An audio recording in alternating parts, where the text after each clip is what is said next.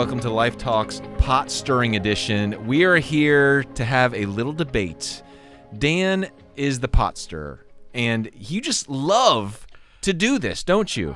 I wouldn't say love, but yes, yeah, you do. I guess Yes, I you would say do. love. Now listen, I'm Ben. You're Dan. We're two of the teaching pastors here at Life Fellowship. And do you remember Instant Messenger from AOL? You know, back in the early 2000s, everyone kind of had their Instant Messenger on their computer, and everyone had like a code name for that. You would be pot stirrer. That's what you would be. Well, here in my defense, I like to You like to stimulate Oh my discussion. I am. No, at you my like to heart- poke people in the eye. I like to say I like poke to them in the brain. That's what I like. Eye sounds a little violent, but no. Seriously, one of the best ways for me to learn is through, shall we call it, rigorous conversation.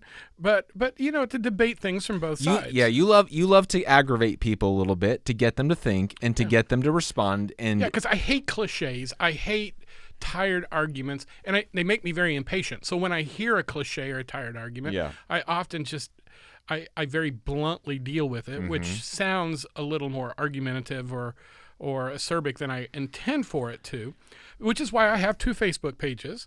So I have a Facebook profile that's for friends, enemies, people I've never met before, my family who put up with me because they have to, and so forth. And then I have another Facebook profile for the gentler souls and all members of the church that I pastor at any one given time. So and I try not to let those two worlds collide.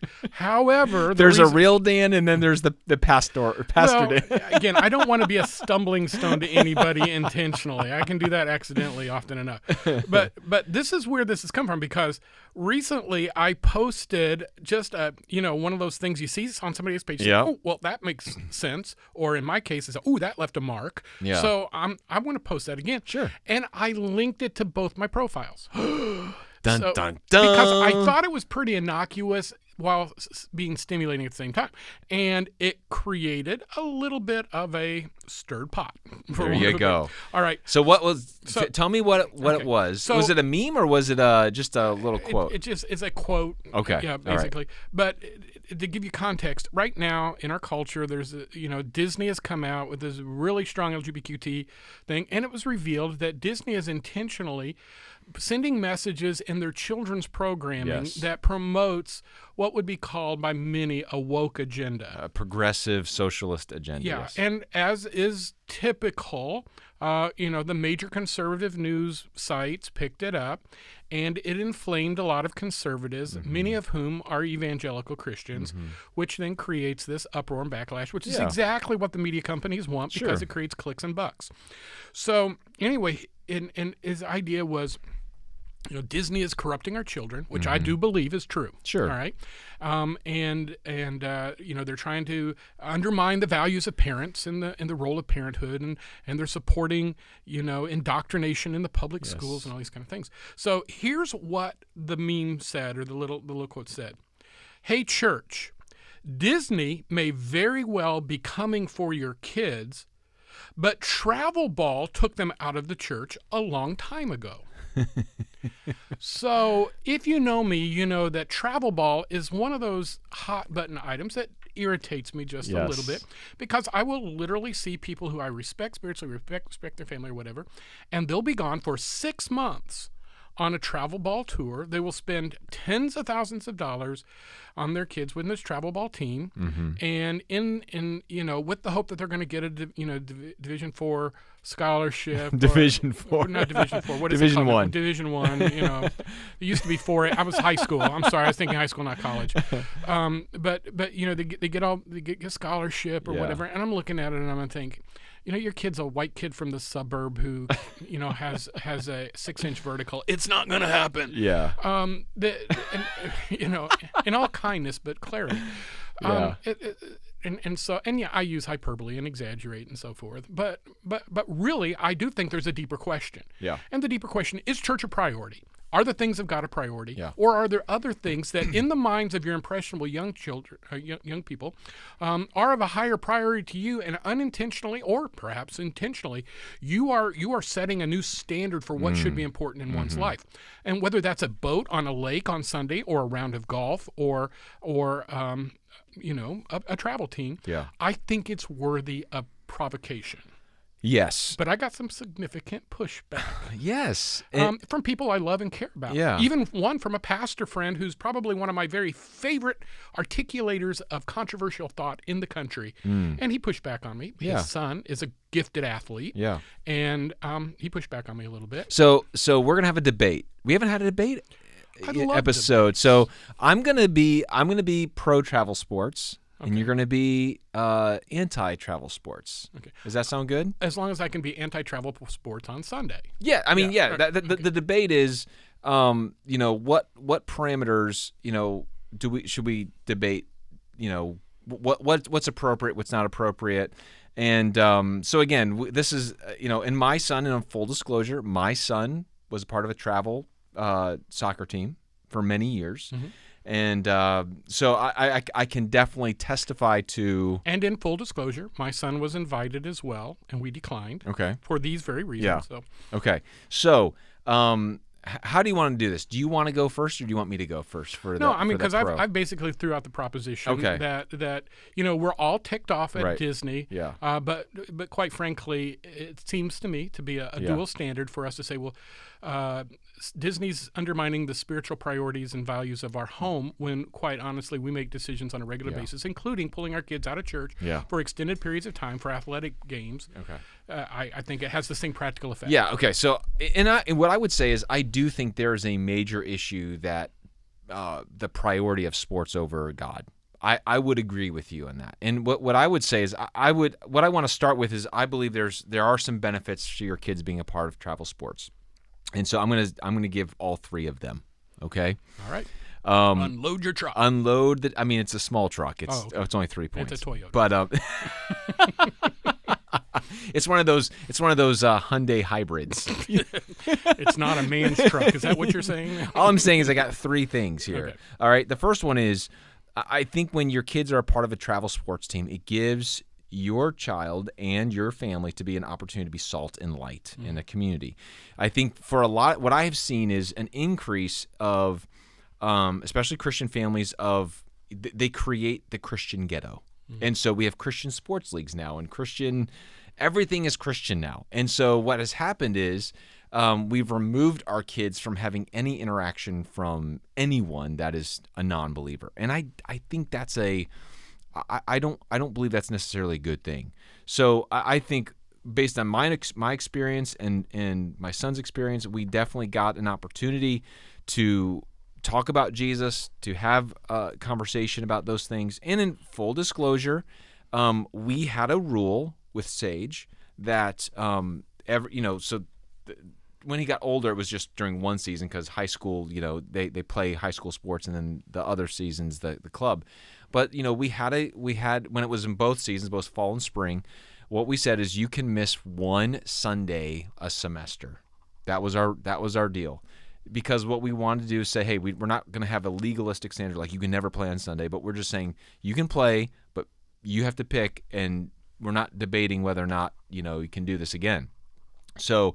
And that was just our family's standard. I'm not saying that we're more holy than anybody else. I'm just saying we did have a standard that says, hey, you can't play. And by having that standard, we actually opened up a lot of conversations with families. Now, within the soccer club that Sage was a part of, there's a number of different levels there. And I think there was like 5 or 6 different levels. And Sage was always on the second highest one. In the years he played, he was always kind of on the second highest tier. He was never part of the elite level. So I think, though, he was a good player. I think he was a significant contributor. He was a starter on his team, played a lot. But we just had this rule: we're not playing on Sundays. And even through that, having that standard, we were able to have a lot of spiritual conversations with people. So I think it gives us an opportunity to be salt and light. Number 2, a lot of life lessons can come from our experience with sports. And I think a lot of parents, forget that it's not about necessarily your kids just winning. It's teaching them how to get through adversity when they go through things in life. And so you can have a lot of character life lesson conversations with your kids when they go through this different seasons, challenges with a coach, challenges with another teammate, and to understand that these kinds of things, it's not just about you becoming a better player or better athlete. It's about you growing into the image of Jesus Christ. So I think you can have a lot of great character conversations through sports. And then the third one is, I just think it's important for kids and families to have fun. We had a great time traveling different cities, different tournaments.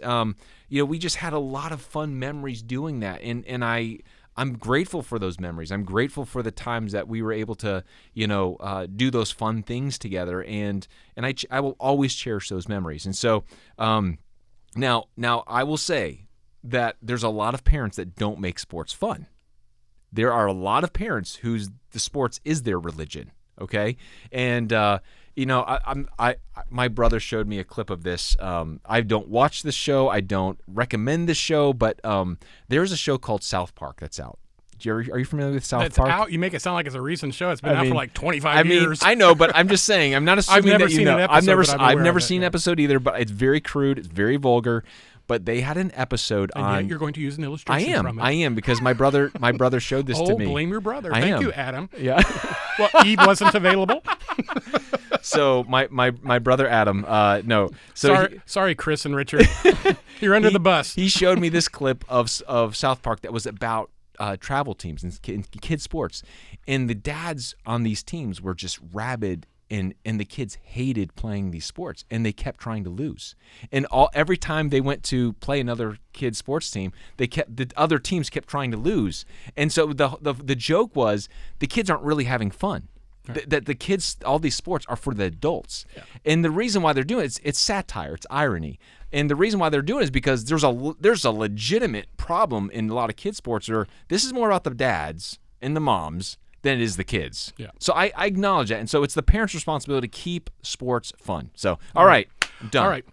Well, thank you for taking 13 of my 21 minutes. No. You had like 5 minutes to talk about the beginning thing. Well, it won't be too long to dismantle these because this was a stunning list of rationalizations. Oh, my word. See, this is why people don't like to debate with me because I just like go right. Rationalizations? Oh, please. But first of all, let's start off with the life lessons in sports. That is true. Yeah, but it's a false dichotomy because it presumes that those same lessons cannot be learned elsewhere, and they absolutely can be learned elsewhere. I'll give you that. My kids got treated what we thought was unjustly at Awana.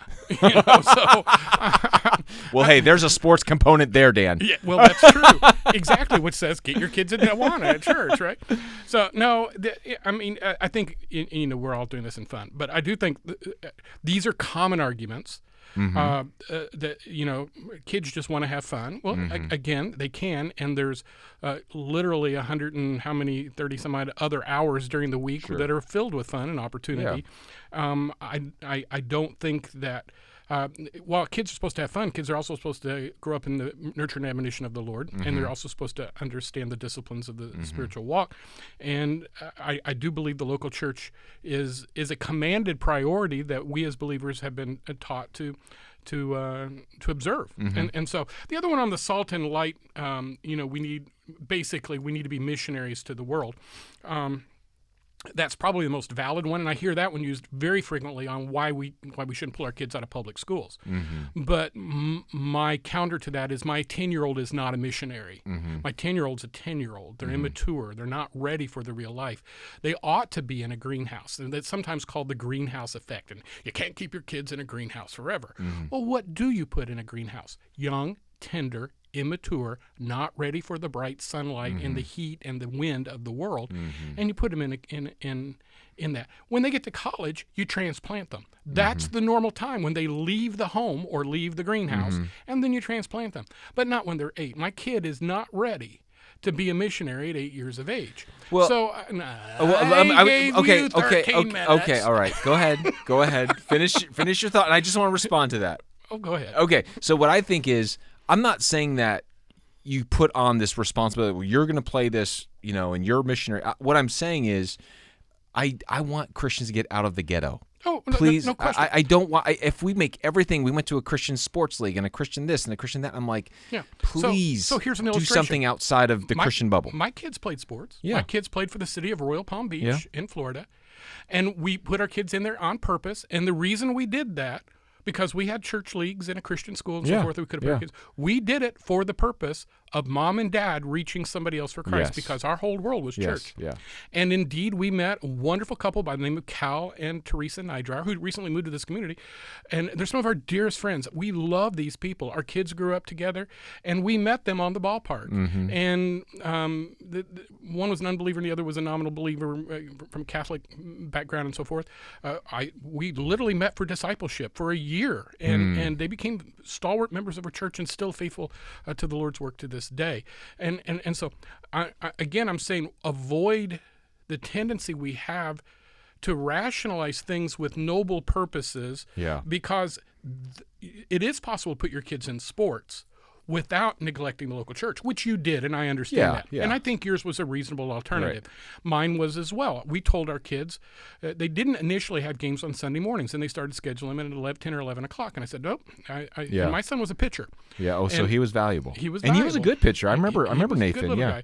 And so he would miss the first 3 or 4 innings of the game, change in the back seat of the car on the way over the game as soon as church was out. Yeah. And they knew that up front. They still put him in for the last half of the game. Yep. So in other words, that's another way of being salt and light. Yeah. We said to the coach, we said to the other parents there, we want to be on this team. We want to add value to your team, but not at the expense of the spiritual priority that we hold in our home. Yes. And I think that is also an opportunity to say this is important to us. It might cause them to ask the question, well, what in the world would be more important than their children? Well, training their children to follow on that. I think there's a couple of other things that I'd like to just kind of address. You mentioned it because some people view sports as a religion. I would say a lot more people view sports as a religion if we define religion correctly than we want to admit. And many of them go to church on an irregular basis. Mm-hmm. When you spend more money on it, more time on it, more attention, when you wear the fan gear, when you know your sports stats better than you know anything else, or particularly better than you know the Word of God. Yeah. When you give more money to sports than you do to the Lord's work, when you give more time than the Lord's work, anything you put above priority to the Lord's work is an idol. Yeah. I mean, by very definition, it's an idol. Now, we want to deny that, but it doesn't change the reality. And I agree with you on that. I think it's really important as parents, if you're going to do travel sports, what I would say is let your kids see that you're more passionate about the things of God than that sports experience. Yeah, it becomes a total teaching experience. Because they can tell. Oh, yeah. You don't have to say a word. You don't have to, it's not like you're going to be like, hey, kids, I just want you to know that I think that volleyball is more important than the Bible or more important than the church. But they can see it. They can sense what is really driving your life. Yeah. And I think that... Well, and I think the reverse is important as well. And so I appear more reasonable than I normally do. I would simply say this. I don't think it's real wise to say, well, in this house, God comes first, and we will not desecrate his day. That's a bunch of hyperbole as well, and malarkey on top of it. Hippy-dippy baloney. Yeah. So in other words, the conversation ought to go something like this. Well, kids, we have a discipline to living. All of us, we need 8 hours of sleep. We need 3 meals a day. We need to study. We need to read. We ought not pollute our minds with pornography. We have rules for living. Right. One of the disciplines of living is making sure that God receives the first fruits. Yeah. And we can go through and look at the first fruits principle. The first check I write is my tithe check. And the first hours of the first day of the week belong to the Lord. Now you say, well, could I go on Saturday night? Could I go on Monday night? Could we have a chapel in our hotel room? Yes, we could do all of those things. But is that part of the discipline of priority? Is that part of the discipline of the heart? And I think one of the things we really work so hard at doing is allowing loopholes to give us our way over and over and over again. Yeah. I think it is good for us to be inconvenienced by our faith. I think it is good for us to sacrifice for right choices. And I think it's good for our kids to model that. Because I got to be honest with you. Would I rather be in a pair of shorts and a T-shirt sitting in a long chair on Sunday afternoon in Palm Beach, Florida in January?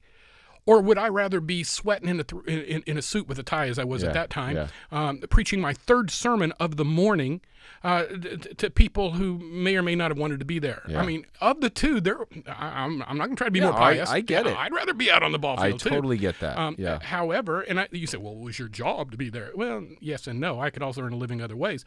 But no, giving the Lord first fruits of my career was an early decision. It followed. Here's the reality. And by the way, we're cracking on sports teams. That's just an illustration. Because when I was a little boy, my parents bought a lot on a lake in Missouri called Holiday Acres. Is that a corny name or what? But Holiday Acres. And it was one of the best lots on the lake. And it got to the point where on Sundays, right after church, we would directly leave church, change clothes in the car, and go out there. We'd have a picnic lunch. We'd go boating. We had all those kind of things. And it was so cool.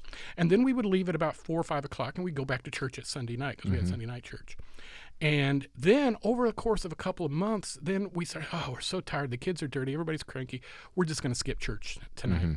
And then it became, well, we'll go to Sunday school. We won't go to church so we can get out to the lake. And then my dad sold the lot.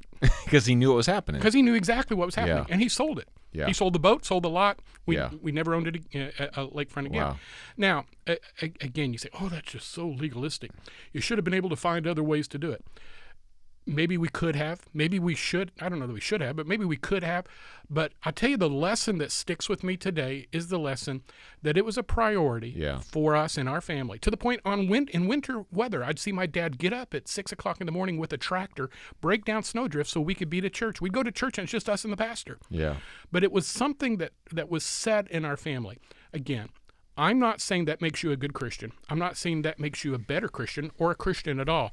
I'm simply saying at some level, we need to intuitively ask the question on everything in our life, is this more important to me than my commitment to Christ, his body, his word, his truth, his priorities, all the aspects of that? And so I think it's worthy of thought. Good thoughts. Let me just say one thing to parents about the whole travel ball and scholarships, because I think that, that's the number one. I want my kids to get a scholarship. Listen, let me just say this. My wife had Division I scholarships to play soccer.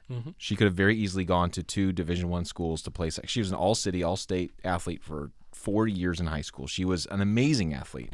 So, some of our kids got that athletic ability. But, I remember very early on at a tournament somewhere around here, it was in North Carolina somewhere, and I remember cresting the hill of this field and just seeing thousands of kids playing soccer, and I thought, they're never getting a scholarship. Right? Like, it's not. And here's what I would say: let sports be sports. Don't make sports. Don't put the pressure like, we hope you get a scholarship. Like, it is 0.1% of the kids that are playing travel ball right now get a scholarship. And I think if you put in all the time and the energy and the money to get tutored for your ACT and SAT, your kids, what you do for travel ball, your kids would probably get. I mean, it's much more reasonable to get an academic scholarship than an athletic scholarship. I just think. Let me just say this: like. It's please don't put that pressure on your children. Let sports be sports. Don't let it be we're putting all the eggs in this basket for you to get a scholarship. I just want to say that because I think that there can be this pressure that we put on our kids. And listen, I've sat in those meetings where the coach is like, I had a kid that went to this full ride, da da da da, and every dad's looking around, that's going to be my kid, and you're like, no, it's not. I've seen your kid play. You know what I mean? So I just want to say that. That's the one thing I want to add. Before we close, and I know we're over time, but I want to say this.